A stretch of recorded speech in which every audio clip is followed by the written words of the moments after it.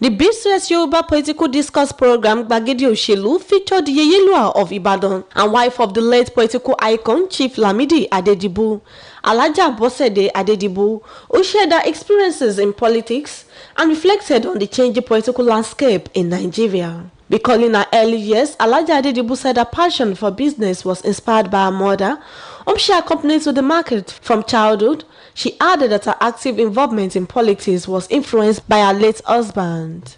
She described the late Chief Lamidi Adedibu as a devoted family man who maintained a clear distinction between politics and family affairs, insisting that political differences should never interfere with family relationships. Speaking on the nation's political environment, Alhaja Adedibu said politics has evolved with civilization, but lamented what she described as a decline in political values and respect, particularly among the younger generation. She identified the late Mariam Babangida, wife of former head of state General Ibrahim Babangida, as her role model, noting that the Better Life program for rural women inspired her commitment to women's empowerment. On women's participation in politics, Alhaja Adedibu maintained that women are indispensable to nation building and should be given greater opportunities to contribute to governance. She urged men to support women in attaining political leadership, expressing concern that Oyo State is yet to produce a female deputy governor.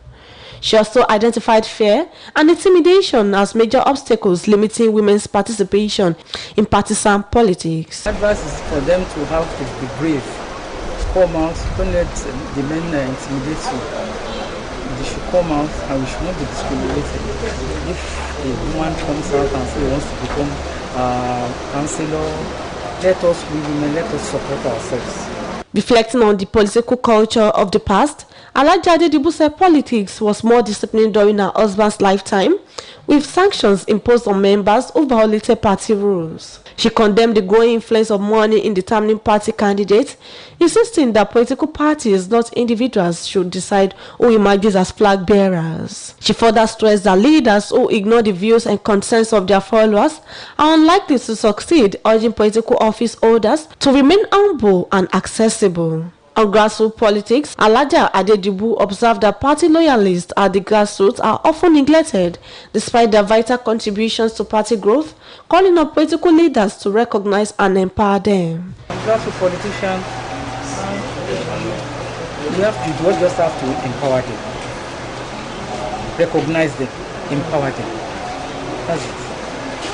Commenting on the crisis within the People's Democratic Party, PDP, Alhaja Adedibu said unity, sincere dialogue and wisdom are essential to reposition the party and avert further divisions. She also commended Oyo State Governor Engineer Seyi Makinde for what she described as his developmental strides over the past 7 years. He's doing very well. Although no human being is perfect, he's trying his best. Infrastructure, at least infrastructure. Salaries of the civil servants, pensioners, to be mentioned. He's trying his best. At least we have got governors before. At least he's trying in that area. The program's highlight was the presentation of birthday gift to Alhaja Bosede Adedibu by the chairman of the BCOS, Chief Dotun Alaitan, on behalf of the management and staff of the corporation. Oluyole, BCOS News. As the world marks the International Day of Cooperatives, Nigerians have been encouraged to embrace cooperative societies as viable means of expanding businesses, creating wealth, and reducing poverty. Provost of the Federal Cooperative College, Ibadan, Dr. Ibrahim Abdulganiyu, and Director of the Cooperative Department, Oyo State Ministry of Industry, Investment, Trade and Cooperatives, Mr. Idowu Oluyole, made the call while featuring on the BCOS TV News Magazine program, Saturday Special. Again, Olamide Owolabi presents the details. The International Day of Cooperatives, celebrated annually on the first Saturday of July, recognizes the contributions of cooperative societies to economic development, social inclusion, and sustainable communities. This year's theme is Cooperatives for a Peaceful World. Speaking on the topic, are cooperatives powerful or powerless? The provost of the Federal Cooperative College, Ibadan, Dr. Ibrahim Abdulganiyu, described the cooperative society as a voluntary association of people with common economic interests working together to improve their livelihoods and achieve shared prosperity. He explained that cooperatives operate democratically, with members pooling their resources, particularly financial resources, to strengthen their businesses, improve their welfare, and contribute to national development. Dr. Abdulganiyu noted that many cooperative societies now provide interest-free and single-digit interest loans, offering affordable financial support for small and medium-scale enterprises. An advancement of cooperative from that is that when people come together, they also have executives that controls the society, and they have rules that guide the society. Particularly when money is put together, that money has, the difference is that it is being controlled by them, and there is a very limited cost to capital, which make members to have access to this capital that is put together. In some cases, it could be twice your contribution. In fact, in some society, 3 times the contribution they put into the pool of the fund that is available for the society.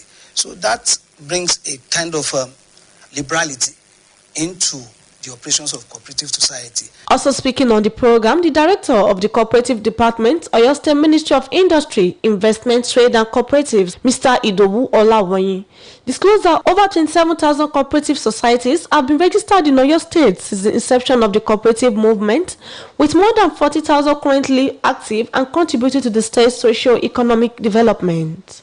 He explained that unlike conventional financial institutions, cooperative societies are owned and controlled by their members, ensuring that benefits are shared equitably among them. One of the major problems that is causing problem for us is the legislation. He talks about sit-tight syndrome, and that legislation, the federal has been working on it, which all other states will now emulate. For example, there's no law that says that if I become the president of cooperative today, I should go tomorrow. In as much as members are voting me in as a president, I can continue there for 10 years, for 20 years, even till. So that legislation is what we are working on as at today. So the fraud of a thing, the corruption of a thing is part of us. So there is going to be legislation or laws or regulations that will guide us such. The discussant called for stronger collaboration between the formal and informal sectors, stressing that government must provide an enabling environment for cooperative societies to thrive and maximize their contributions to economic growth, job creation and national development. Olamide Owolabi, BCOS News. Let's now go over to our sports studio for the latest update from the exciting world of sport with Oluyole Ogunmola. Good evening and welcome to the sports segment. I am Oluyole Ogunmola. Niger Tornadoes have announced Monday, July 6 as the resumption date for the 2026-2027 NPFL season. The Ikon Ala boys stated that they will kickstart their pre-season preparations with the presentation of their newly appointed technical advisor, Kabir Dogo, to the players. Dogo took over the reins of the club following the departure of Majin Mohammed at the end of last season. The former El Kanemi Warriors tactician is expected to recruit new players for the upcoming season. Niger Tornadoes managed to escape relegation last season. The 2026-2027 NPFL season will commence on Friday, August 28th. Rangers, Rivers United and Shooting Stars will begin their continental quest in September. Nigeria Premier Football League champions Rangers International and Rivers United will campaign in the CAF Champions League. Shooting Stars and the President Federation Cup champions will compete in the CAF Confederations Cup. Nasarawa United and Ikorodu City will do battle in the final of the President Federation Cup at the Stephen Keshi Stadium, Asaba, on Saturday, July 11. The preliminary round of the CAF Champions League and the CAF Confederations Cup is billed for between September 4 to 6, while the reverse fixture will hold from September 11 to 13, 2026. Second preliminary round is billed for 16 to 18 October 2026, with the decisive return fixtures taking place between 23rd to 25 October 2026. The group stage of both competitions will begin at the end of November. Zambia's Super Queens will set up camp in Algeria next week Monday for their final preparations ahead of the 2026 Women's Africa Cup of Nations. The Super Queens will also face Algeria in 2 friendlies as part of their build-up towards the tournament. The 2 friendlies will be played on Sunday, July 19 and Wednesday, July 22nd. Zambia and Algeria will jet out to Morocco on the same flight for the competition after the second friendly. Zambia have been drawn in Group C with defending champions Super Falcons of Nigeria, regional rivals Malawi and Egypt.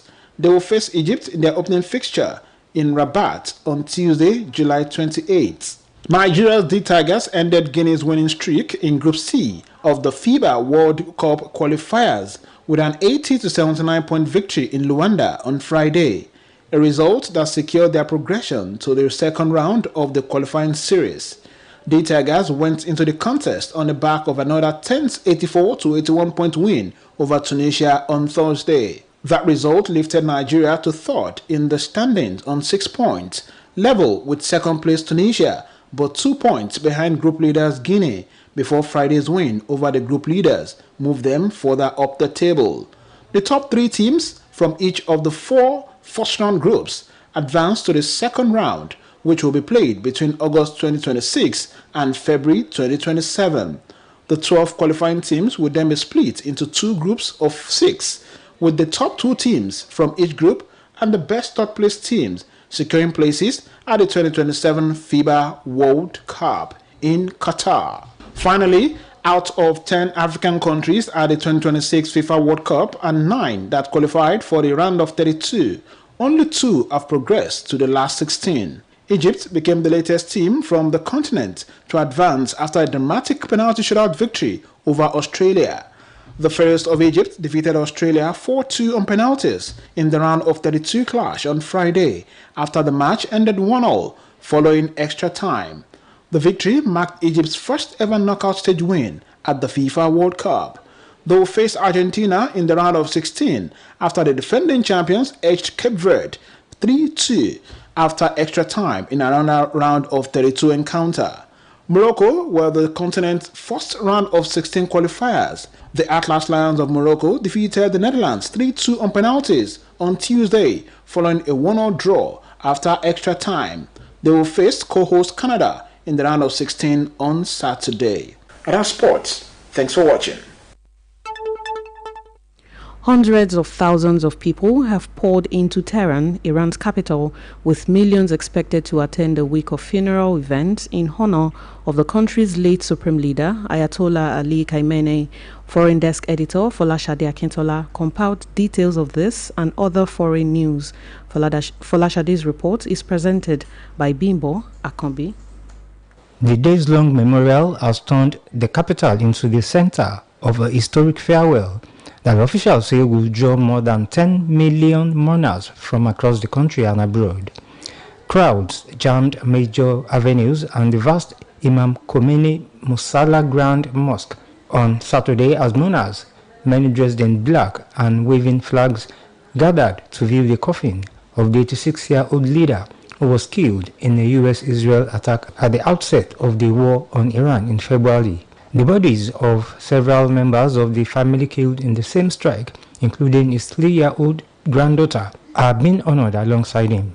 Authorities have opened more than 5,000 schools and tens of thousands of classrooms nationwide to accommodate pilgrims traveling to the capital.